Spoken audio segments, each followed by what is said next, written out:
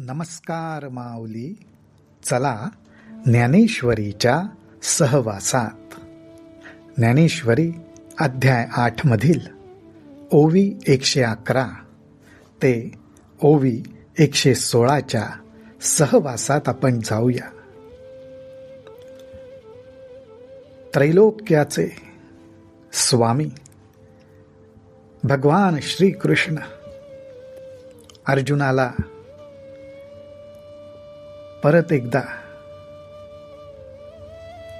निरूपण ह्या विषयाचं करतायत की जेव्हा हा सिद्ध साधक ब्रह्मस्वरूपाला मिळतो,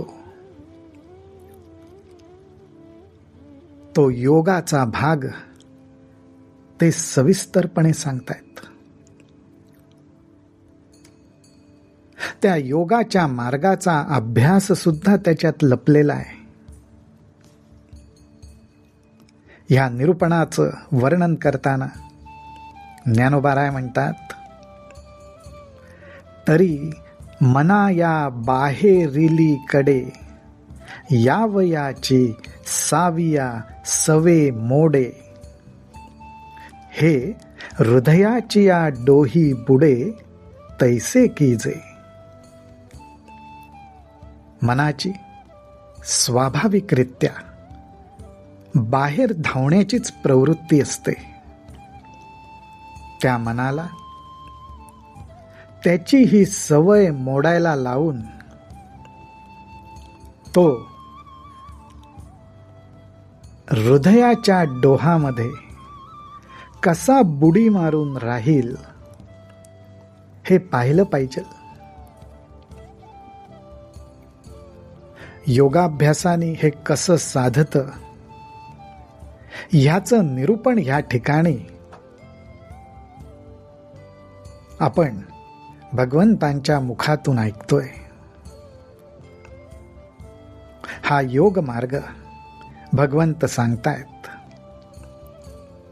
ते म्हणतात, परी हे तरीच घडे, मनाने हृदयाच्या डोहात बुडी मारून राहणं परी हे तरीच घडे.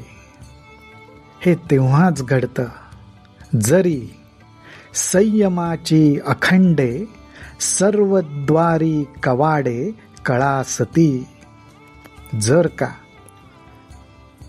संयमाची अखंड अशी कवाडे, जणू काही कड्या, दार इंद्रियांच्या द्वारांना लावून टाकल्या, तरच हे घडणं शक्य होईल.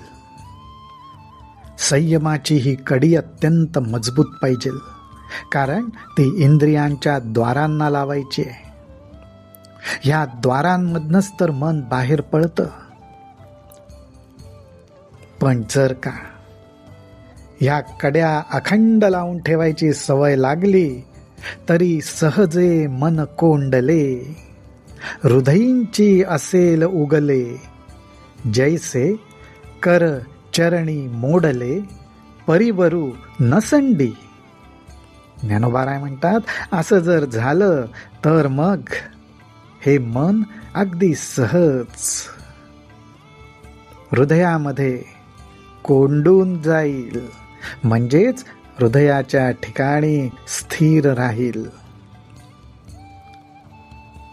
त्याला हृदयरूपी डोह अर्थात हृदयरूपी घर सोडताच येणार नाही.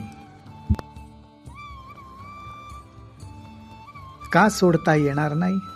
तर ज्याप्रमाणे एखाद्याला हातापायांना इजा झाली, त्याचे हात पाय मोडले, तर त्याला आपल्या कुटुंबाला सोडून, परिवाराला सोडून दूर राहता येत नाही. त्याला घरातच पडून राहावं लागतं.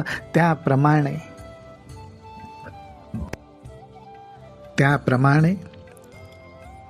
संयमाची कडी इंद्रियांच्या द्वारांना लावली की मनाचे हात पाय मोडून पडले आणि मग त्याला हृदयामध्ये स्वस्थ बसण्याशिवाय गत्यंतरच नाही. तैसे चित्त राहिल्या पांडवा, प्राणांचा प्रणवूची करावा. मग अनुवृत्ती पंथे आणावा, मूर्ध्नीवरी. भगवंत म्हणतात, पांडवा अर्थात अर्जुना, अशा रीतीने चित्त राहिल्यावर, चित्त स्थिर झाल्यावर अंतरी जो प्राण आहे त्या प्राणाचाच प्रणव करावा. अर्थात प्राणामधला जो सूक्ष्म अतिसूक्ष्म ध्वनी आहे तो ओंकारच आहे.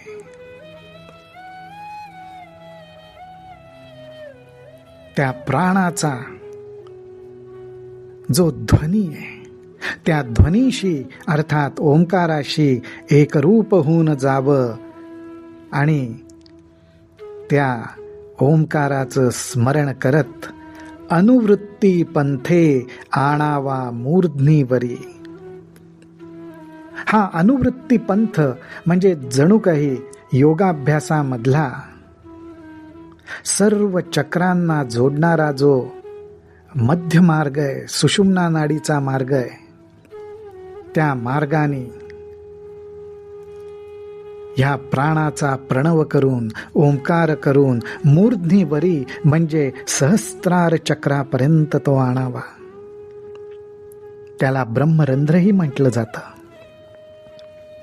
त्या ठिकाणी हा मूळचा प्राण जेव्हा ओंकार होऊन पोचतो त्यावेळी तेथ आकाशी मिळे न मिळे, तैसा धरावा धारणा बळे, जव मात्रात्रय मावळे अर्धबिंबी.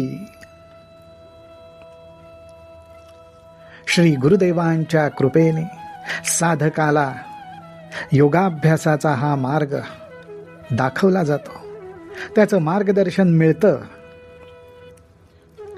त्याला सूचनाही मिळतात की हा प्राणाचा झालेला प्रणव ब्रह्मरंध्रापाशी असलेल्या आकाशात आता मिळेल किंवा समरसच होईल अशा स्थितीला येऊन पोचलेला आहे. त्या ठिकाणी तो धारणेच्या बळाने अर्थात निश्चयाच्या बळाने धरून ठेवावा. कारण जसा तो ओंकार त्या आकाशात लय पावत जातो त्याबरोबर 3 मात्रा आकार, उकार आणि मकार ह्या मावळायला लागतात, त्या ब्रह्मरंध्रापाशी असलेल्या गगनामध्ये विलीन व्हायला लागतात. त्या ठिकाणी अर्धबिंबी ओंकाराच्या वर असलेली अर्ध चंद्रिका आणि तो बिंदू, त्या ठिकाणी ओंकाराचा लय व्हायला लागतो. तववरी तो समीरू निराळी कीजे स्थिरू, मग लग्नी जेवी ओंकारू बिंबींची विलसे. अशा प्रकारे हा सिद्ध साधक ज्ञानी पुरुष, एक योगी